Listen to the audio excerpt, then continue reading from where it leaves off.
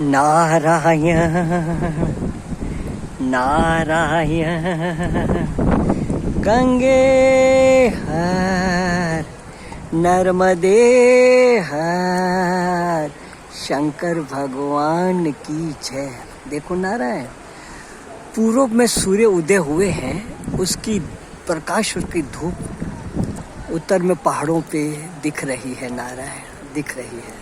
अब क्या सुनो, संत लोगों का कहना है, श्री उड़िया बाबा जी कह रहे हैं कि पूछा भक्तों ने, बाबा ज्ञान होने पर ध्यान की आवश्यकता है या नहीं? तो जब उड़िया बाबा जी ने कहा, भैया मेरी समझ में तो ज्ञान के बिना ध्यान और ध्यान के बिना ज्ञान पंगु है। पंगु माना पैर नहीं है उनको। हाँ, तो ध्यान के साथ ज्ञान भी चाहिए और ज्ञान के साथ ध्यान भी चाहिए। तो उड़िया बाबा कहते हैं कि उनका आदेश था कि आनंदमय कोश भी अपने से भिन्न दिखे। आनंदमय कोश का अर्थ बड़ा शांति है, बड़ी आनंद है। तो नारायण वो किसके द्वारा प्रकाशित हो रहा है, दिख रहा है। इस बात को खूब ध्यान से सुनना और समझना है नारायण। ये बड़ी सूक्ष्म और रहस्यमय बात है कि आनंदमय कोश भी अपने से भिन्न दिखे। एक आनंद आ रहा है ना, आनंद की लहर आ रही है ना, उसको भी हम देखने वाले हैं। तब असंगता का भाव होगा, तभी असंगता उनसे अलग का निष्ठा होगा। देखो जीव माना हम लोग जो जीव है ना, ये बोल रहे हैं, वो शब्द स्पर्श रूप रस और गंध के अतिरिक्त सुख दुख से भी असंग है।